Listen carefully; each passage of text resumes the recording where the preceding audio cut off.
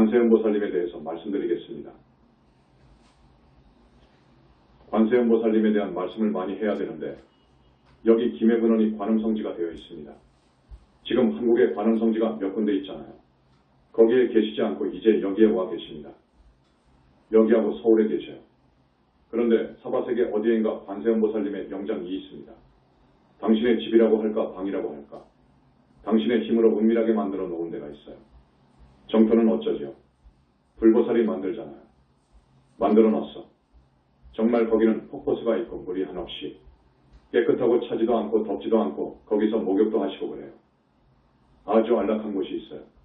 진짜 영장이 있어요. 눈뜬 사람은 알아요. 거기를 가보고 그래요. 초청도 하고 그래요. 그건 영장이고 관세음보살님의 주처가 있다고요. 옛날에는 저기 강화보문사지요. 낙산사 홍련암하고 남해 보리암이라고 하지요.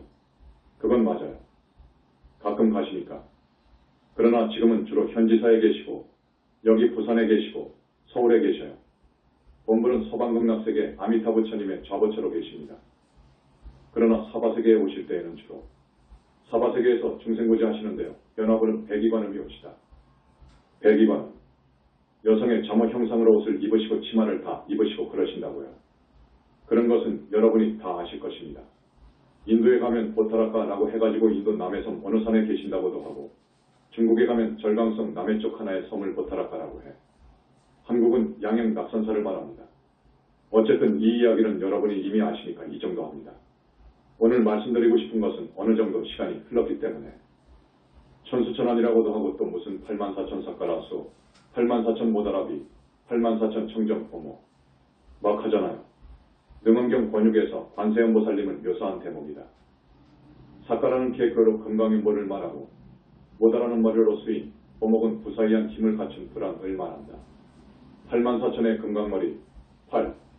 청정한 보배 눈을 가지시고의 뜻이다. 84,000이라는 수는 중생의 소원에 따라 자유자재로 놔두시는 보살님의 무량한 위신력을 상징한다. 그건 뭐냐? 이상야릇하게 그렇게 그려놓았는데 그렇지 않습니다. 천수천안하면 관세음보살님이 손이 1000개고 눈이 1000개인가? 그렇다면 관세음보살님이 기용하게요. 그렇잖아요. 무슨 손이 1000이고 눈이 1000이면 그 사람이 그게 뭡니까? 부처님은 그렇지 않아요. 한없이 예쁘고 한없이 거룩하시거든요. 그것은 부처님의 힘과 능력과 지혜를 상징한 거예요. 손이 1000개인가? 아닙니다. 부처님도 손이 2개예요. 그렇게 아십시오. 손이 1000이고 눈이 1000이 아니다는 것을 아십시오. 그 다음에 32용신. 여러분 32용신이 나오잖아요. 관음경이나 능엄경을 보면 32용신이 나옵니다. 자, 관세음보살님은요. 무량겁 전에 불과를 이루셨거든요. 불명이 정법명왕이라고 하지요. 정법명왕불이에요. 그래서 당신 몸뚱이 보신 은 앞에서 말씀드린 백정호색과 무량업정광으로 이루어져 있다고요. 그것 때문에 32용신도 하고 13호회력이 나오고 사부사의도 이 나오는 거예요. 모든 붓다는 그런 능력이 있어요. 있는데 특별히 관세음보살님은 이 사바세계.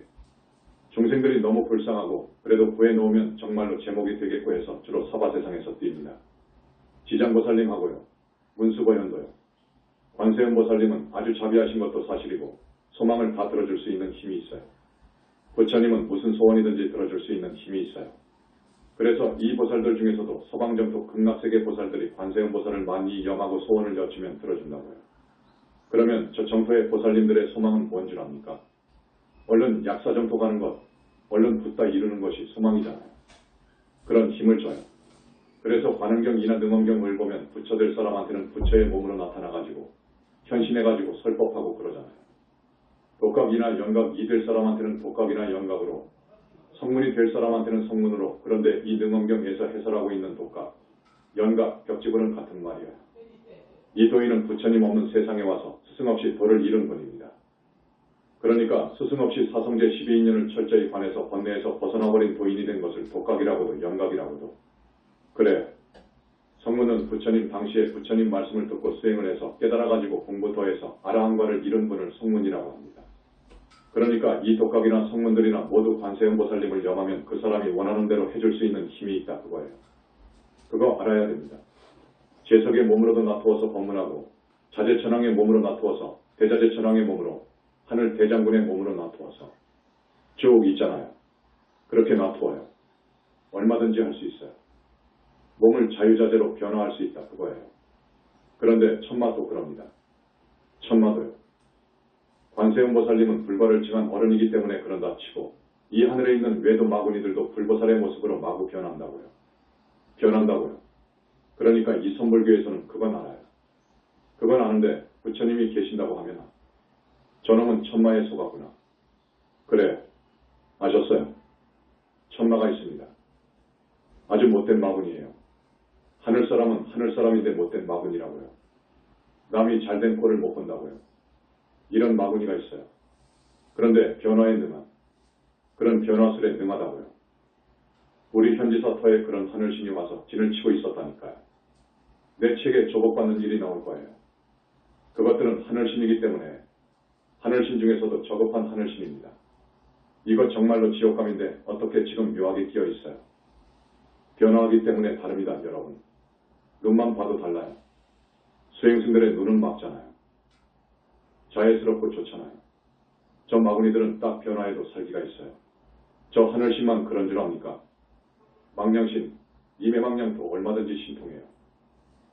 구렁이 뱀 등 오래 산 놈이 비명에 죽으면 망냥신이라고 해요. 망냥신이 사람 몸속에 빙의도 되지 않습니까? 망냥신이 여자의 몸으로 확 둔갑해가지고 아주 요염한 자태로 수행승 앞으로 옵니다. 와가지고 내가 당신한테 무엇을 도와주면 되겠습니까? 나는 무엇이든지 할 수 있습니다. 라고 한다니까요. 그러면 쫓아버려야 돼요. 딱 보면 아니까요. 그것은 불보살님하고 다릅니다.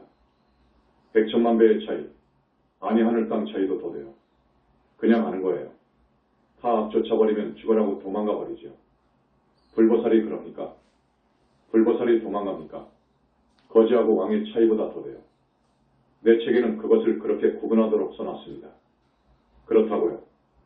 사왕천의 몸으로 그리고 소왕 장자거사 재관 바람은 비군이 우바세 우바인 몸으로 나투어서 법문한다고 했잖아요. 그런 사람들이 소망을 간절하게 소원을 품고 관세음보살님을 찾으면 그 원을 들어준다 그거예요. 여기 인왕의 몸, 소왕이라고 했어요.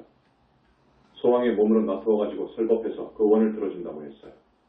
대통령 될 사람, 국회의원 하고 싶은 사람 등은 관세음보살님을 염해야 돼요. 들어줘요. 그런데 이 관세음보살님은 이렇게 방편을 써가지고 뭐 하려고 그러는 줄 압니까? 정법문중으로 들어오게끔 하려는 거예요. 그 사람을 제도하려고 하는 거예요. 아미타국에 태어나도록 왕생하도록 그러는 거예요. 얼마나 거룩합니까? 이 사람 소원을 들어주면 다음에 4명을 거역 못하거든요. 그렇게 이끌어요. 소원을 들어주면서 그렇게 이끈다고요. 미타국으로 들어가도록 왕생극락할 수 있도록 이끌어준다고요. 지장이나 관음이나 목표는 거기에 있습니다. 여러분 모르시죠?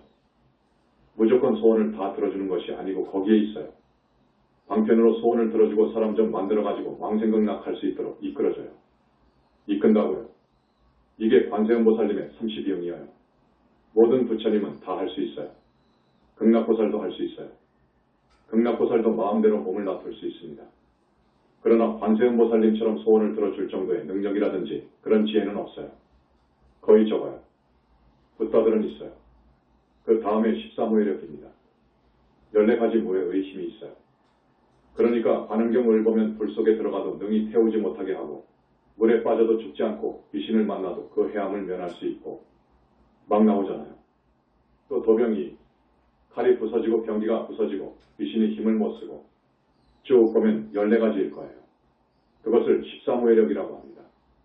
포탄이 떨어져도 그 포탄이 터지질 않고요. 관세음보살을 일심으로 염한 사람은요. 나는 그런 신도를 만났어요. 그런 경험을 한 사람이 있더라고요.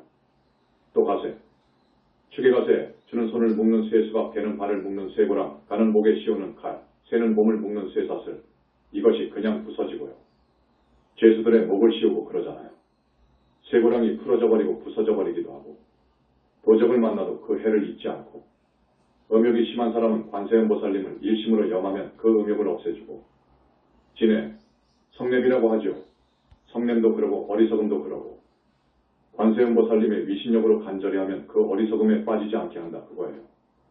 또 여자분들이 아이를 임신하기 전에 남자아이를 혹은 여자아이를 원하면서 관세음보살님을 지극히 찾으면 여자를 주든지 남자를 주든지 꼭 그렇게 주고 그러되 지혜가 있고 덕이 있는 아이를 주지 않습니까? 관세음보살님은 그런 힘도 있어요. 지금 우리의 관음태교가 이를 증명하잖아요. 62억 항아사보살을 찾는 것보다 관세음보살 한 분을 찾는 것이 더 스승하다. 이게 관음경에 나올 것입니다. 그러니까 불과를 칭한 관세음보살님은 정토세계 62억의 보살들과 맞먹어버려요. 관세음보살님을 일시해 간절히 염한 공덕이 62억의 보살들한테 평생토록 공양 음식을 주고 의복을 주고 와구의약을 공급한 것과 같이 되어요. 이러한 13호의력을 지니고 있습니다. 그 다음에 사부사의덕입니다. 몸을 갖가지로 나타내어가지고 중생을 구한다든지 중생에게 무해를 베푼다든지 무해라는 것은 두려움, 겁먹는 것을 없애주는 거예요. 겁먹는 것. 관세음보살님의 위신력이 작용하면 겁이 없어져 버려요. 중생들을 애민하게 여기는 것. 중생의 온갖 소원을 다 들어주신다 하는 것. 중생들이 간탐 부리고 관세음보살님을 찾으면 간탐심이 없어지고 이게 4가지 부사의 덕이에요. 이렇게 아시고 이런 관세음보살님을 많이 염하시라 그거예요. 진짜로 계시니까요. 계셔요. 선불교에서는 무슨 놈의 관세음보살이 있어. 그 사람의 마음속 자비가 관세음이지. 이렇게도 말합니다. 또 관세음보살님을 칭견했다고 하는 글을 보면 이것은 화연이지. 변화심이지. 자, 여러분. 근본 본체가 없으면 변화심이 나옵니까? 생각해봐요. 근본 본체가 있어가지고 변화심이 나오는 거예요. 관세음보살님의 13호의력하고 사부사의덕은 부처님의 소위 신력사무소의 3년주 대자대비라고 하는 18불공법하고는 다릅니다. 항상 관세음보살님을 잊지 않고 염하십시오. 특히 관세음보살님 기도를 붙이신 분이나 관세음보살님 공부를 하는 분들은요. 오늘은 부처님의 정각의 내용과 그 수행승들의 깨달음의 차이에 대해서 조금 이야기를 했습니다. 깨달아가지고 아라한이 되고 쭉 올라갈수록 자비가 있습니다. 올라갈수록 이제 지혜 자비가 갖춰집니다. 이제 보살행이 나오는 거예요. 보살행. 그거 아주 대단히 중요합니다. 보살심이 있어야 됩니다. 부처님은 지혜와 자비, 복덕과 위신력, 이 모두를 다 갖추고 계십니다. 자, 그러한 엄청난 부처님이 현지사에 와 계신다 그 말이에요. 지금 학자들이 부처님이나 깨달은 사람이나 모두를 묶어가지고 똑같은 반열에 놓고 보는데 이것은 큰 업이라는 것. 부처님을 모독한 말이라고 하고 싶습니다. 깨달은 성자들 해놓고는 그냥 예수도 부처님도 자기도 똑같은 반열에 놓더라고요. 수행승들의 깨달은 경지와 부처님의 정각의 내용은 하늘 땅 차이도 더 납니다. 여러분. 이 다음 대전 법회 때 계를 주려고 합니다. 여러분. 계를 받아야 참된 불자가 될 수 있습니다. 정법문중으로 귀의하는 길입니다. 정법문중으로 귀의했으면 좋겠습니다. 그래야 삽니다. 많이 수계 신청을 해주십시오. 수계식을 합니다. 이 다음 대전 법회 때요. 그것을 말씀드리고 싶고 우리 현지사 신도가 되어 주십시오. 여러분. 그래야 삽니다. 여러분. 시박을 짓지 않는 사람이 어디에 있습니까? 시박. 몸뚱이를 짓는 3가지 업, 뜻으로 3가지 업. 입으로 4가지 업을 시박이라고 그래요. 시박을 짓지 않는 사람이 어디에 있습니까? 그렇기 때문에 모두 지옥을 가는 거예요. 지옥 가는 거예요. 짐승되고요. 그런 사람들 늦지 않았어요. 귀의하세요. 부처님의 그 무량업 정광으로 자기가 과거생에 금생에 와서 지은 업장을 씻어줘야 됩니다. 씻어주면 됩니다. 그러면 쉽게 나간 부분에 대한 소위 과보는 없어요. 엄청난 이야기예요. 오늘 처음 오신 분, 부처님 칭명연부를 하겠습니다. 나무 영산불멸 학수상전 시아본사 고원실성 석가모니불 천상천하무역을 시방세계 영무비 세간소유아징견 일체무유역을자 고아일신 기명정례. 스님은 이런 법문을요. 많은 사람들이 들어가지고 연불정법으로 들어오기를 굉장히 바라거든요. 꼭 900명, 1000명이고 이를 넘지를 않아. 한 사람씩 모셔오라고 해도. 여러분, 한 사람씩 지옥에 갈 결코 떨어질 수밖에 없습니다. 시박 짓지 않은 사람이 어디에 있습니까? 오개를 범하지 않는 사람이 어디에 있습니까? 스님들도 거의 없어요. 다 가는 거예요. 부처님의 정법문중으로 들어와서 업장을 싣고 더 이상 악업을 짓지 않아야 해요. 그 길이 있는데 왜 안 들어오느냐고요. 세상이 워낙 무지에 쌓여있고 혼탁하니 큰 기대는 접었습니다만 그래도 우리나라에 불자들이 많잖아요. 보살행입니다. 여러분. 지옥 갈 사람 하나 살려주라고요. 여러분. 부탁합니다.